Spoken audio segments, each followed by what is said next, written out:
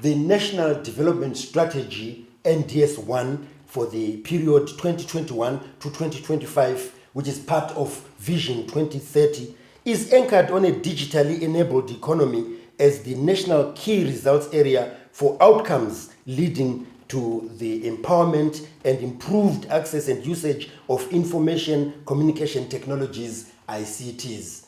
My name is John Masugu. Welcome to Economic Forum, where we discuss various issues affecting our country, Zimbabwe. Today, our guest is Loveness Nleya, who is a digital marketing advisor. We welcome you to Economic Forum. Thank you. Thank you. Just to begin our discussion, government has deliberately included the digital economy in the economic blueprint in order to take advantage of ICTs and other emerging technologies to transform lives of the general populace of Zimbabwe. I think that brings us to the starting point of where we are in order to be able to market using the digital space. Where are we in terms of that expertise across the board? So the link between the NDS1 and the digital economies or the smart cities and everything that the government wants to do can be the digital marketing, which has become a critical skill.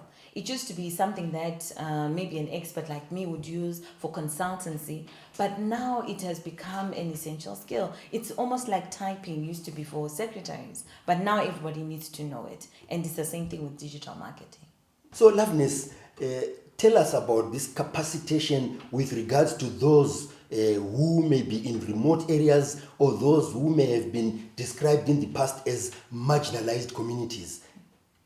So what has been happening that we've taken note of, I may not have all the figures, but we have multiple stakeholders, including the internet service providers, some parastatals, going out there and creating community hubs, tech hubs, where a community that is said to be marginalized at least has the hardware for them to access the digital space. Maybe with that digital space, how would they know how to market their products and various things that they want to market? Take us through some of the steps that are important in digital marketing. So the nice thing about digital marketing, it can be contextualized. If you are in a space, or let's say I'm in the rural areas and I don't have access to a laptop or a desktop, digital marketing will start with their phone. What software do you have there? Let's take for an example, you've got your WhatsApp. You can collect people's information. If I'm selling tomatoes as a vendor, I collect information of my John who passes here regularly. And then I get that information. My John, do you still have tomatoes? I've got a fresh produce. You last came 3 days ago, and so on. You've started digital marketing at a very basic level. Yes. Other levels, or maybe you also want to talk about the community information centers that have been set up in different parts of the country, how people can utilize them, because if they don't have that expertise, they may end up being white elephants. Yes, they can end up being white elephants or sometimes even being misused for something else. So these community information centers, they are really good because they give people the opportunity to get partnerships with people like us, where we go in there and we teach people how they can maximize. Instead of only marketing to your local area, you then get access to other marketplaces. Yes. You talked about WhatsApp. Tell us about other platforms that can be used in digital marketing so that there's that awareness and we don't only spend time on WhatsApp on things that may need another platform. We've got your social media networks, your Facebook, Instagram. Now there's TikTok, there's Twitter, there's LinkedIn, there's YouTube. And these really rely on access to the internet and also issues around affordability. Maybe at what point do you choose this platform over the other one and so forth? Because at times you see people posting the same information across the board. Advise how you can actually target properly. Each social network has got a specific demographic or type of audience that it draws. I'll give you an example with Instagram. It's a lifestyle-related social media platform, and the quality of pictures, lifestyle-related. Seeing what I ate, what I'm dressing in, the clothes, the shoes. You'll notice it's that type of content. When you look at platforms like LinkedIn, very professional, right? When you're posting on LinkedIn, you want to focus on the people that you want to attract in terms of professionally, business-wise, or even some of the decision makers, NGOs, whatever it is your goal.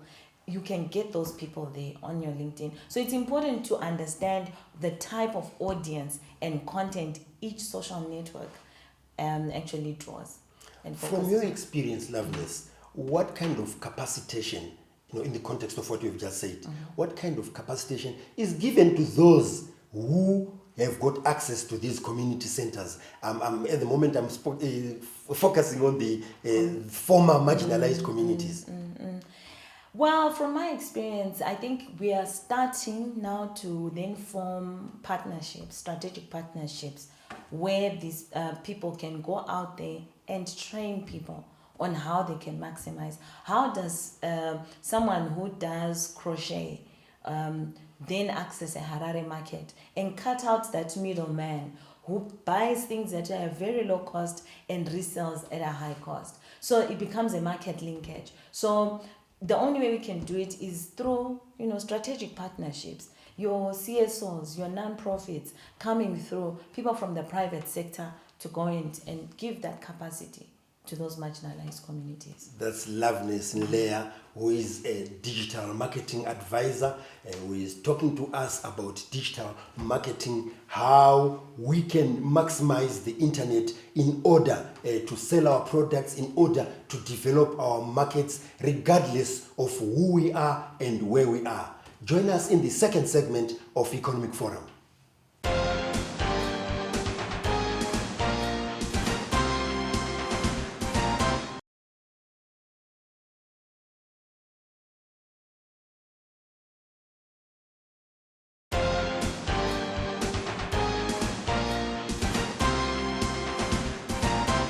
Digital marketing resonates very well with the mantra, leaving no one and no place behind. And today we are discussing digital marketing with a digital marketing advisor, Loveness Nleya. Now, with digital marketing, Loveness, you are able to know people you have never met. You are able to know about places you have never been to. For example, I got hold of you because you are everywhere on the internet. Now, tell us about taking advantage of that situation where you can use the internet to market yourself, even if you're not going to be at a place. That's actually one of the biggest benefits of digital marketing. You are not limited by boundaries. You are not limited about where your location is. So let's look at Zimbabwe, drawing people to come here as a tourist destination. When people see people bungee jumping, when people see the food that we offer, our cuisine, we've got people who love African culture, who would like to experience that. Our big five, as examples, they can then have that experience first online by seeing other people's testimonials and reviews, and then they come here. And it's not just limited to tourism, education, opportunities as well, where you can be located by someone from a developed country and you are earmarked for an opportunity so that you can grow your own portfolio or have an experience outside. What you are saying actually draws us to the issue of content production and integrity. In fact, whatever you want to show people must be well packaged, must be well produced, and so forth. Talk about that, because it is important to actually market things that will be attractive and for people to find them there, not only to find them on the internet, and when they come here they see a different situation altogether. The issue around the integrity of how we create the content is important. What do you want to achieve? Who do you want to speak to? What are they mostly interested in? And you're trying to marry that with your own resources. A few years back, you needed a whole team, a media team, for you to come up with beautiful content. But with our smartphones, these phones have become tools to create the content that we need. So it's important for you to be mindful about the type of content that you're putting out. Issues around empathy. When you get to an accident, that push to bring out the phone to take a picture of an accident scene. You know, those are sad developments that we also need to bring awareness to.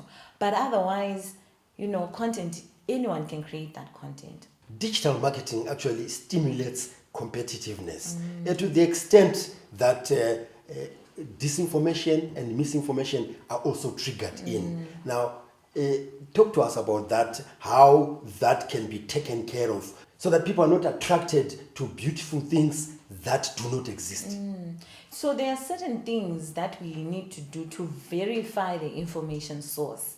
There are some things that you can do that you can literally say at a subconscious level, we need to be aware. We need to be very alert. You check the link. Where is the source? If they are missing, how does an organization, a huge organization, issue out a vacancy and it's full of misspellings? You know, that should not happen. Those are some of the indicators. What about the source? How does like for an example, the other time it was the Air Force that was being said to be recruiting people, and later on to discover it was misinformation. So how do you verify that information? Go to the original platforms. Check online and go to the original platforms and make sure that you do not perpetuate the wrong information as well. This is happening in the areas of human resources, and also there is the issue of artificial intelligence that is coming into it and so forth. Are people aware of all these things, that some of the things might sound or look real when indeed they are just fake, or they are not real as they see them? We need to do partnerships with the internet service providers, the telecoms service providers, the private places, private players, so that we continue talking to people.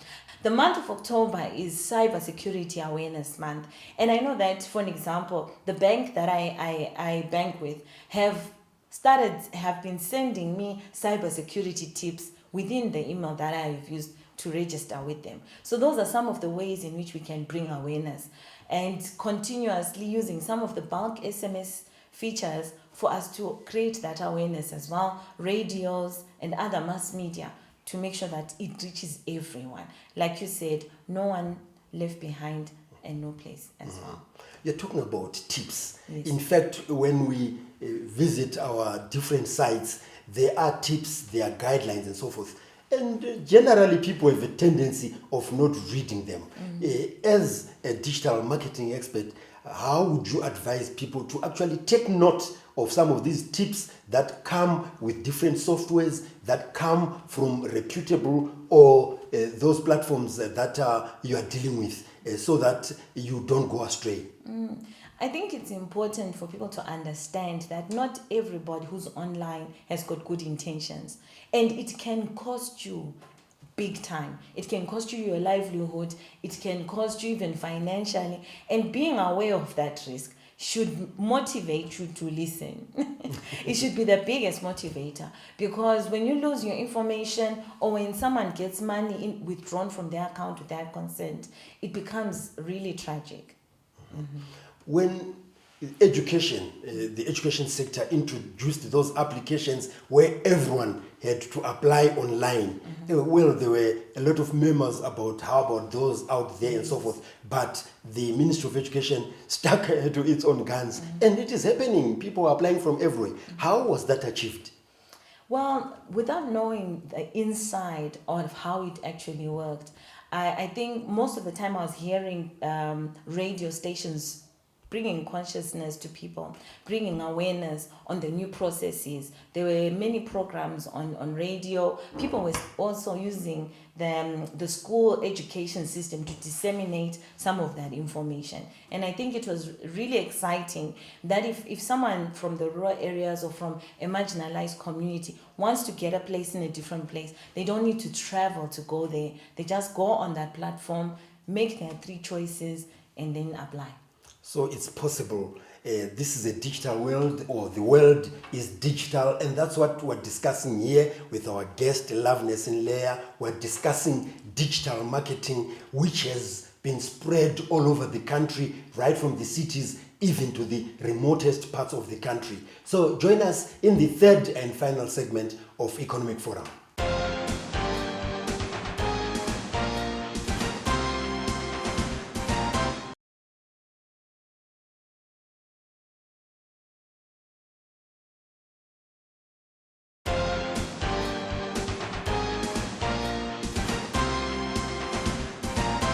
The impact and value of digital marketing is being realized in many ways in industry where people have been used for a long time to physical marketing by salespersons and marketing managers and so forth. And that's what we're discussing in this third and final segment with our guest, Loveness Nleya. Now, Loveness, have we fully moved into digital marketing in most of our industries, or are we half-half, where we have a mixture of digital marketing as well as the traditional marketing? We need to balance the two. I don't think it would be a good idea for people to go fully digital, because not everyone is digital. And traditional marketing has its benefits as well. But if we marry the traditional and the digital, then you have an amazing mix of marketing that will get you good results for your business. Yes. Now, branding is also very important as you talk about these things, because people have to like, your brand from the way you push it and so forth. How then do you move from the traditional to the digital in an impactful way without losing your clients? It may need for people to have a parallel approach, so that you do not totally go away with the traditional, because some people will still want face-to-face, some people will still want to touch and feel, so you don't totally discard them. You offer them a hybrid solution, and some of them will slowly transition. We've got early adopters and we've got the late bloomers who will then catch up afterwards. So if you do it in a phase-by-phase way, then you give people that opportunity and you minimize losses. And those who buy digitally also rely to a large extent on reviews that they read on the different platforms. Are these reviews, from your experience, always reliable, or you also have to look at them with an extra eye? Yes, not all of them are real. Sadly, they are not. I think it's important for people to, again, verify. Don't go to one place and rely on one review. Go through, try other platforms. The nice thing is, when you check online, it gives you multiple sources for that, for grading or checking one place.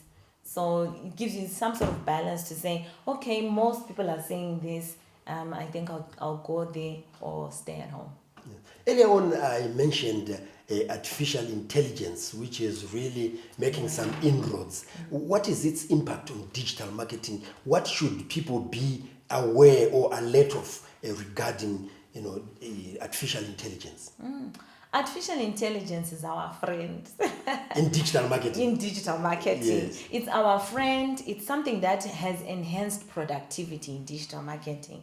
If someone comes to me to ask and they want me to offer my services as an expert, it takes me a shorter time for me to get all that information together and to give them the best way forward.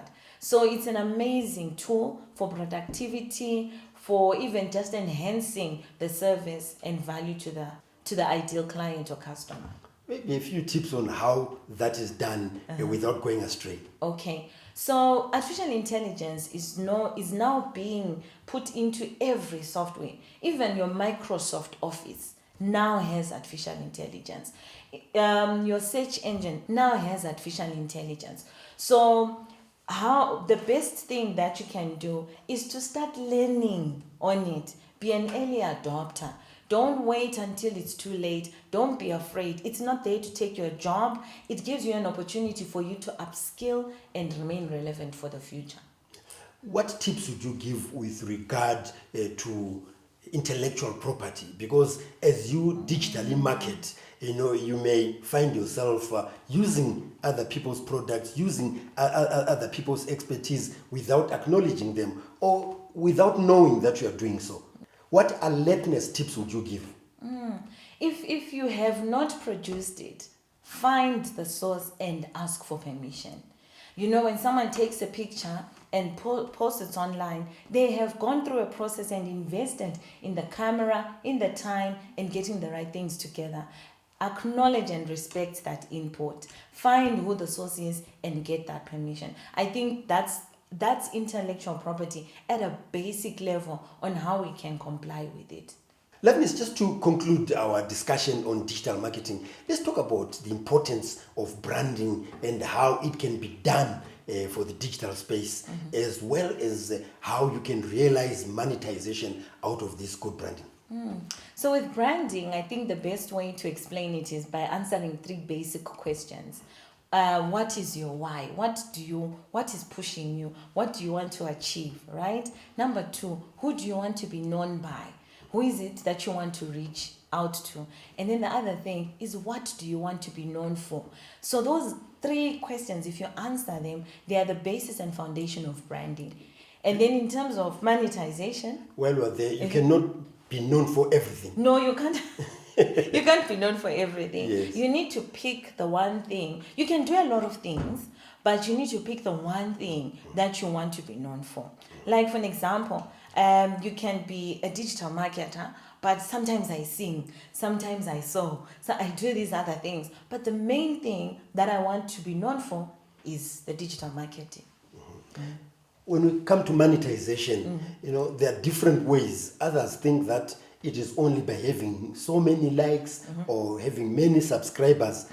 Talk about those and others that people may not be aware of. So you can monetize. When you talk about monetizing, is converting your knowledge, your skill, your experience, your passion, your talent into something that can generate income for you. So how do you do that? It's by just saying, people are looking for this. You offer a solution to a problem, come up with a good price that they're willing to pay. And then collect the money. And that's how you monetize. And for those platforms that need following, I think it's very important to know that it's a lot of work of content creation, and you have to be mentally ready to put in the work for you to get money or income that is substantial. Well, we'd like to thank you very much, Loveness, for coming to talk about digital marketing, many aspects of it, and also how it infuses into our national development strategy, where government is saying no one should be left behind in these things. And what helps everyone to be part of it is this digital economy, where we have access to different platforms. So what remains is to thank you, Loveness Nleya, digital marketing expert, for coming onto the program. Viewers, if you'd like to get in touch with us about this program, you can do so on the numbers that are showing on your screen. If you'd like to engage with us about the topics that we discuss here, you can also do so on the platforms that are showing on your screen. If you've missed some of the episodes of Economic Forum, you can actually view them on our YouTube channel, which is Economic Forum Zimbabwe. So on behalf of Loveness Nleya and the production crew, this is John Masugu wishing you happy viewing.